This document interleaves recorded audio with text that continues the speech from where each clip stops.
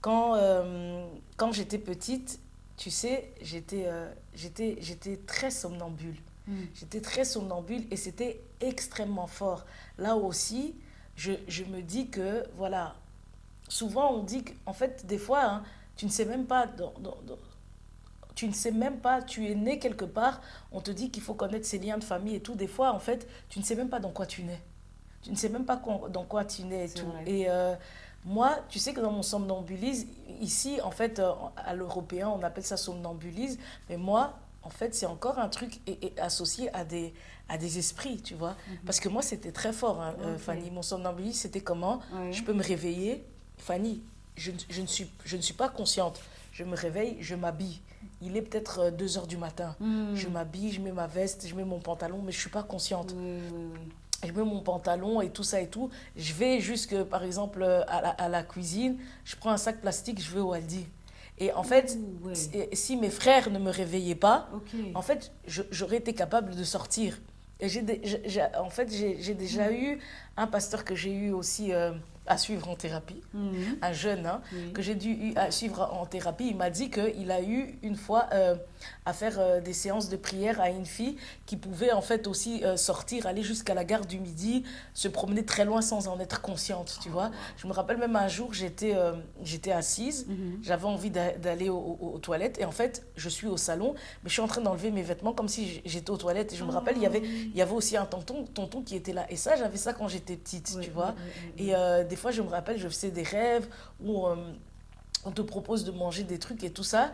Et plus tard, tu auras une de mes soeurs qui me disait, ouais, mais on voulait te faire manger des trucs de sorcellerie. C'était telle soeur qui te faisait ça, tu vois.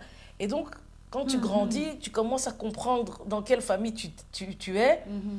C'est bizarre, tu vois. Et comme je dis, sortir en toute inconscience, si personne ne venait me réveiller, pour moi, comme je dis, c'est un esprit. Et je me demande si c'est pas la même emprise qui animait Fabrice le jour, le jour de sa mort et peu de temps avant sa mort. Ok. Parce qu'on dit que des fois, lors d'un rituel, l'âme de la personne peut être partie bien avant le décès physique. Ah oui, Tu vois? ok. Bien avant le décès physique. Et enfin, tu vois, au moment où il revient, il a vu la femme là en question, les vols d'étoiles et tout, on dit que souvent, pour voler une énergie, le moyen le plus efficace, souvent, c'est les relations sexuelles. Bien sûr. Tu vois, Oui, oui, oui. souvent c'est les relations sexuelles et tout. Et Mhm. il faut savoir que ma sœur m'avait dit que son ami qui travaillait avec Fabrice, un de ses amis qui travaillait avec Fabrice, qui est un peu dans les connaissances ancestrales, dans les pratiques et tout, Mhm. il avait senti que Fabrice était déjà plus là. Ah Il ouais. disait quand il venait au travail, il avait senti que Fabrice était déjà plus là. Maintenant, je me demande si cette info venait vraiment de cet ami et si c'était pas ma soeur qui me le disait directement. Parce que moi, pour moi, sincèrement, euh, je pense que mes frères sont dans des initiations et Mhm. que mon somnambulisme était des formes de possession et d'envoûtement. Tu vois? Ok. Regarde, moi, c'était des formes de possession et d'envoûtement. Donc, si moi, j'ai pu vivre une telle chose, pourquoi, en fait, quand Fabrice, il s'habille ce matin-là, il Mhm. s'habille de ce jeu de couleurs, Oui, qui te oui, dit oui. pas que il était possédé Oui, et sous emprise? oui, En oui, fait, oui. c'est comme si il va vers sa destinée, C'est ça. tu vois? Aussi les diriger. Voilà, Hmm. c'est ça. Ok, ok. Et du coup, il y a toutes ces informations. Quel est le rapport avec ce qui va suivre? Regarde, le somnambulisme. Ouais. Regarde, moi, je suis somnambule. J'ai à peu près à cette époque-là, quand j'ai somnambulisme, j'ai entre 7 et 8 ans. Puisque quand on est rentré dans la maison là, j'avais 6 ans, tu vois. Ok. Donc j'ai une histoire entre 7 ans, 7 ans, 8 ans. Regarde, le somnambulisme. Tu te souviens, où j'ai 7 ans, 8 ans, la mort de mon neveu brûlé à 9 ans. Oui. La mort de mon neveu brûlé à 9 ans. Fabrice aussi, qui a un accident avec une brûlure à 9 ans. Oui. L'image avec le squelette. l'image avec le squelette. Et souvent, en fait, le squelette, les ailes, ça représente la mort, l'ange de la mort. Ah, oui. Tu vois, c'est le squelette et tout, c'est l'ange avec un squelette qui écrase un ange. Oui. Tu vois, ça montre que la puissance démoniaque est plus forte, Oui, tu oui, vois. je vois. Et squelette, un squelette, Oui, c'est la déjà mort. oui. La personne est déjà morte. Tu vois. Mhm. Et moi, c'est sur mon chemin. L'inceste que j'ai vu, la cérémonie satanique au nom de Dieu. Au nom de Dieu. D'ailleurs, une fois, avec le cas, une cérémonie avait également eu lieu. Une cérémonie avait également eu lieu au nom de Dieu. Ok. C'est le jour où je t'expliquais que mon papa avait jeté des... Il expliquait qu'il avait pactisé, qu'il avait jeté des œufs à la mer. En fait, ce jour-là, il était en train de faire une... comment on appelle ça? Une repentance devant tous ses enfants. Ok. Et devant tous ses enfants. Et il y avait ma belle-mère aussi qui était présente, sa première femme, tu vois. Et ce jour-là, où mon père avait confessé les choses, on avait également mis le cas à genoux. Et un de mes autres frères, Ok. mais du côté de ma belle-mère, on n'a pas mis à genoux. Oui, je vois. Et je t'avais expliqué, ouais, là, mes deux petits frères, enfin mes deux frères, on les a mis à genoux. Moi, on m'avait fait chanter. Et regarde et tout, le transfert. Moi qui a la dépression, mon frère aussi qui tombe malade. Oui. Mais avant ça, tu as mes frères aussi qui vendent dans la rue. Oui. On les avait mis à genoux. Tu vois, ces cérémonies-là, on dit ça au nom de Dieu et tout ça, mais c'est pour cacher certains rites ancestrales qu'avant, à l'époque, ça se faisait ouvertement, mais maintenant, on cache derrière les églises. En tout cas, pour moi, c'est ce que j'ai envie de voir, tu vois. Bref, tout ça pour dire que toutes ces informations sont des rituels établis pour te prouver, les rituels établis dès l'enfance, pour créer des foyers émotionnels qui vont te définir en tant que poisson. Ok. Tu vois, Ouais. comment on te définit en tant que poisson avec des intentions bien calculées. Moi, en fait, c'est bien calculé quand il vient avec la photo, Bien on nous sûr. fait chanter et tout ça. C'est des calculs. C'est vrai. Même ma cousine qui petite, elle nous fait peur, elle nous fait croire qu'elle lit l'avenir. Tu crois que vraiment quand elle est dans la vie de Fabrice, là, c'est par hasard. Et comme je dis, des intentions bien calculées qui vont contrôler tes émotions à partir des événements du quotidien. Des événements du quotidien, comme je t'ai dit, tout ce qui s'est passé. Et dans ce qui va suivre, je vais citer ceux qui ont scellé notre foyer à Fabrice et moi. Ok. Dans ce qui va suivre, Ok. la fameuse deuxième partie. Tu D'accord. vois, D'accord. parce qu'on deviendra des sacrifiés volontaires au final. On deviendra des sacrifiés volontaires. Et je suis sûre que Fabrice et moi avons le même type de famille. Nous avons le même type de famille, des familles claniques dans des initiations ancestrales qui peuvent faire des alliances avec, d'autres loges et tout ça. Moi, c'est comme ça que je vois les choses. Oh, d'accord. Avec d'autres loges, et souvent dans les loges, c'est connu, hein, on voit tout ça, je sais pas, moi, Rose-Croix, franc-maçon et tout ça. Moi, je crois qu'on a affaire à des choses comme ça. Ok. Tu vois. Ok. Et du coup, maintenant, on en vient à la deuxième partie. Yes. Et tu sais pourquoi Fabrice prend les couleurs de ma malédiction, Non, effectivement. à ma malédiction, à sa mort? C'est parce que, selon moi, tu te rappelles sa charge de 3%? Oui. Sa charge de 3% où il va quand même donner son chargeur. Oui. Il va quand même donner son chargeur, même si lui-même est à 3%. En fait, dès sa naissance, Fabrice, c'est comme si le 3% représente le fait que Fabrice, c'est un réceptacle. Ok.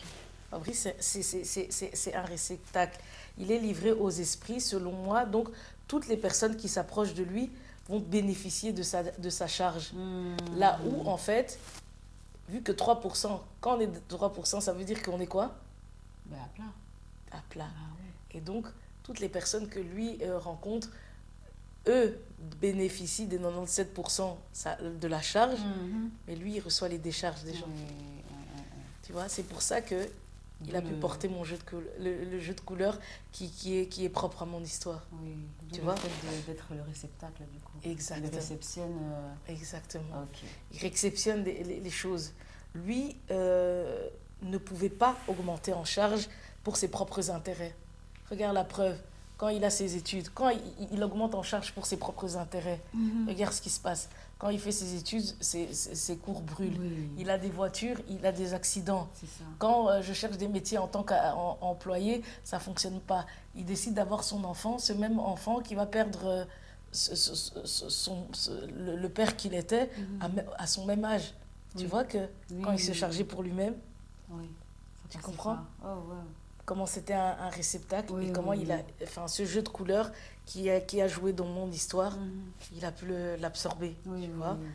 Et comme je dis, si on part dès sa naissance et du côté rituel, c'est comme si, en fait, comme lui, il ne pouvait pas se charger pour ses propres intérêts, ça devait profiter à son entourage. D'ailleurs, tu sais que après le deuil, il y avait un de ses oncles qui se vantait qu'il soit à la merci de tout le monde, qu'il rende beaucoup de services. Lui, par rapport à ça, le fait que Fabrice rende beaucoup de services, qu'il aide beaucoup, il disait, tu ne voyais pas, Fabrice, tout le monde lui faisait des éloges, il aidait beaucoup de gens et tout ça. Moi, je voyais ça comme négatif, tu vois. Et les témoignages sur lui, comme je l'ai dit, n'allaient que dans ce sens. Ouais, il déposait tout le monde en boîte, tous ces trucs-là. Et moi, ça m'énervait, tu vois. C'était le bon esclave. Tu vois comment on se soumet volontairement. Le bon esclave que tout le monde rêverait d'avoir au final. Exact. En Amérique, on appelait ça l'oncle Sam. Tu vois, les esclaves de maison. Exact. Tu vois. Je vois. Rêverait d'avoir. Et moi, et c'est ça la querelle de fond que j'ai avec tous les proches de Fabrice, tu vois. Sa position de vouloir se charger à son propre compte. Parce que moi, c'est ce que j'ai voulu qu'il fasse. Qu'il se pose, qu'il se calme et tout ça et tout ça. Et donc, moi, je me dis, donc, comme j'ai cherché à ce qu'il se pose, ça n'allait plus alimenter les autres. Exactement. Donc, s'il n'alimente plus, alors, c'est comme si il doit mourir. Et le poids, en soi, ça retombe sur ma tête, sur mon foyer, parce qu'en amenant la culture de l'amour, la vie, j'ai voulu renverser les traditions ancestrales, les coutumes, et moi-même, en rencontrant Fabrice, j'ai échappé à mes propres chaînes, défait tout le travail qu'ils ont ritualisé dans mon esprit. Avec tout ce que je viens de raconter, somnambulisme, les cérémonies et tout ça. Et je me rappelle que maintenant, tu vois comment... mon cerveau, c'est comme si un voile tombe. C'est ça. Tu vois? C'est ça. Il y a des choses qu'on n'est pas en mesure de voir au moment même, mais que tu es en train de voir. Ouais, et qu'on occulte en fait. Tu vois? Mais tout est devant nous, tu vois? Et tu comprends qu'en vérité, un contrat satanique, si on doit te prendre des trucs, tu dois toujours être là. Et c'est pour ça qu'en fait, en vérité, dans la vie, on occulte, mais si tu te poses, tu vas ouvrir les yeux, tout se fait devant toi. C'est ça. Et en soi, moi, j'étais l'esclave parfaite, mais tournée au service exclusif de ma famille. Tu vois? De ma famille, ce qui est différent de Fabrice. Fabrice, en plus, même le pire, il se donnait le surnom, l'international, monsieur le maire. C'est vrai. Tu vois? Donc lui, c'était vraiment à la merci de tous. Là où moi, j'ai raconté, je courais aider mon père, mes petits frères, ma sœur, tu vois, des trucs comme ça. Moi, c'était vraiment dans le clan, tu vois. Et tu sais, l'énergie du procès, le premier procès, l'énergie du procès, la négligence de son dossier, pour moi, c'est à l'image de son existence défacée. Défacée à sa décharge, à sa plat, tu vois, la batterie à plat. Tu vois, c'est à l'image de ça. Et sincèrement, que ce soit le juge, les avocats, le conducteur, en soi, ils m'ont ouvert les yeux sur sa condition de sacrifice, de sacrifier, tu vois. Je suis au tribunal, en soi, pour moi, c'est comme si j'étais devant un hôtel où Fabrice est la marchandise. Tu connais l'histoire d'Isaac et d'Abraham? Oui. Isaac et Abraham, à un moment et tout, Dieu demande à Abraham de donner son fils. Oui, un sacrifice. Voilà, de donner son sacrifice, de son père en sacrifice. Et tu as un père qui est Abraham, mais à côté, il y a une famille qui n'est pas comme Abraham, qui lui, a renoncé à ses traditions. Parce qu'en fait, l'image avec Isaac où on donne comme ça sur l'autel, c'est parce que dans la tradition d'Abraham en Mésopotamie, en fait, on sacrifiait les enfants aux dieux. Oui. On les déposait sur l'autel. Et en soi, Dieu, il coupe le rituel. À Abraham, du coup, il donne pas son enfant. Il met un agneau à la place. C'est en fait, Dieu veut montrer que... Parce qu'Abraham a obéi, il a quitté sa patrie, mais il a quitté ses traditions. Abraham, il trouve ça logique parce que c'est déjà dans sa tradition de venir déposer. Oui. Et Dieu coupe pour lui dire que maintenant, on ne va plus sacrifier les enfants. Oui. Moi, l'agneau, ça représente, il annonçait Christ, le Fils, qui va se donner pour que les enfants n'aient plus à payer les fautes, mais il va donner, lui-même Dieu se fait chair pour porter nos péchés. Tu vois, parce que les traditions imposaient qu'on puisse donner quelqu'un en sacrifice, tu vois. Et donc, là, Abraham, en fait, ce moment-là, c'était pour montrer que Abraham se séparait de ses traditions et donc il pouvait rester avec son fils, tu vois.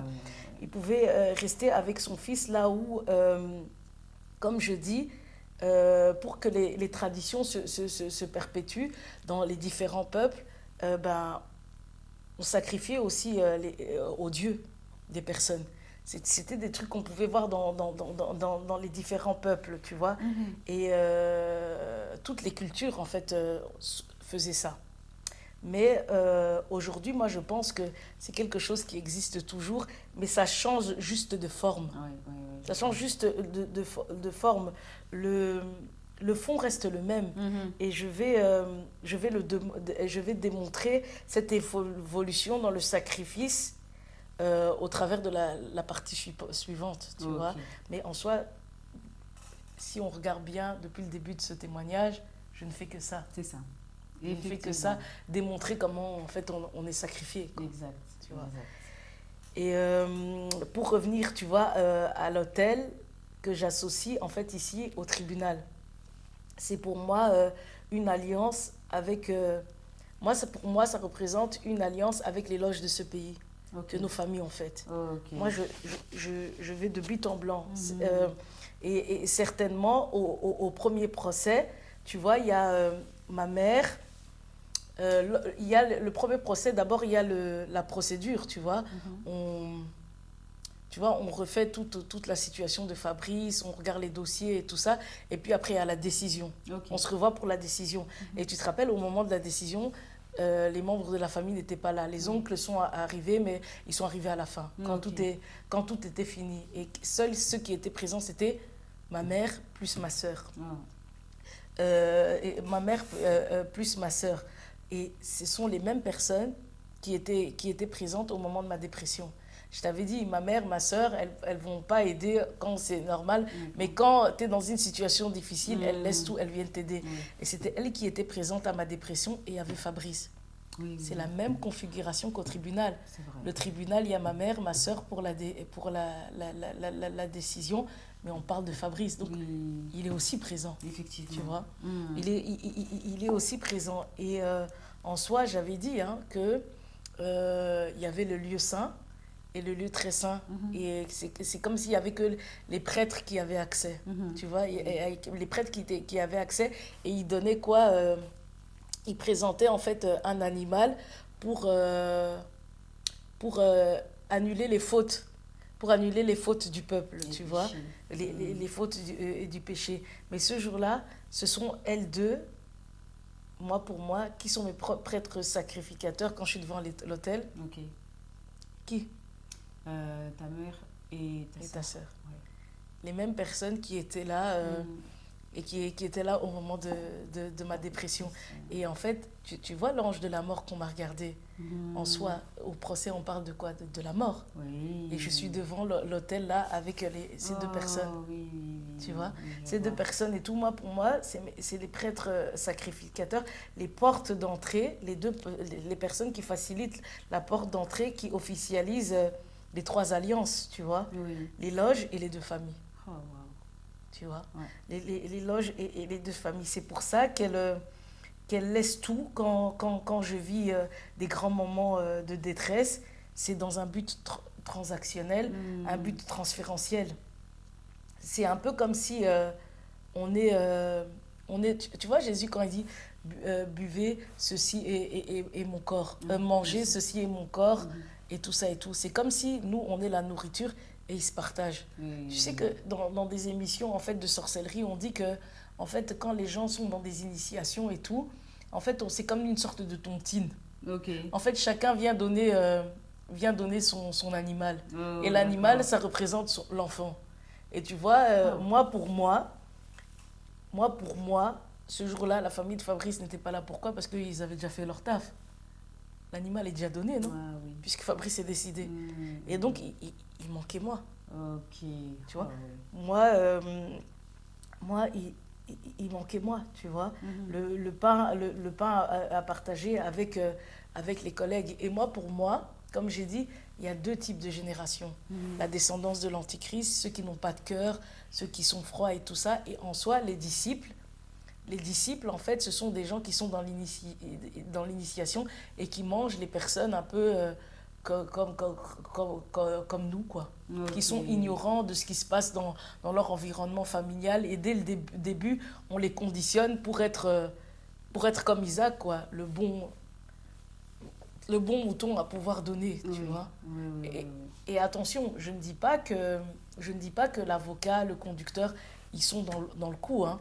Moi, je pense que, tu vois, des fois, moi, je peux, par exemple, moi, j'imagine, on est en train de faire un rituel. Mhm. On est en train de faire un rituel et tout ça. Et dans ce rituel, peut-être qu'il faut que je passe par ton magasin, Mhm. admettons, par ton magasin, et toi, tu fais la transaction. Toi, tu peux faire le truc innocemment, mais en fait, tu contribues à officialiser un rituel, tu Oui, je vois. vois.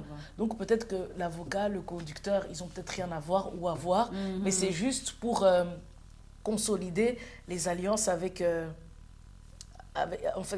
fait, les alliances de la nuit au grand jour, quoi. Oui, oui, je vois. Parce qu'en fait, je pense qu'un rituel, il faut que il y a en fait, il y a le côté, comme la magie noire. Comme Mhm. j'ai dit, il y a, tu prends la photo, le témoin, mais dans le truc physique, Oui, je vous ai vu que les événements se passent. exact. Ok, eh Ouais. bien. Ça va, tu fais une tête bizarre. Ouais, ben justement, ce sont des histoires quand même assez lourdes hein, que tu racontes là. Donc, oui, normal que je fasse une tête bizarre. Ok, et ben du coup, juste une petite parenthèse avant de démarrer. Les événements de nos vies que l'on pense être actuellement naturels euh, sont en fait conditionnés, ce qui va générer des émotions, qui vont créer des intentions au service de ceux qui nous contrôlent par leur intérêt, Pour leur intérêt, oui. pour leur intérêt. Exactement, c'est Mm, un peu ça. mm, Mais eux, en fait, c'est les disciples, tu vois, ceux en fait, qui prennent des décisions. C'est un peu comme, tu vois, les gens qui font des guerres, tu vois, mm.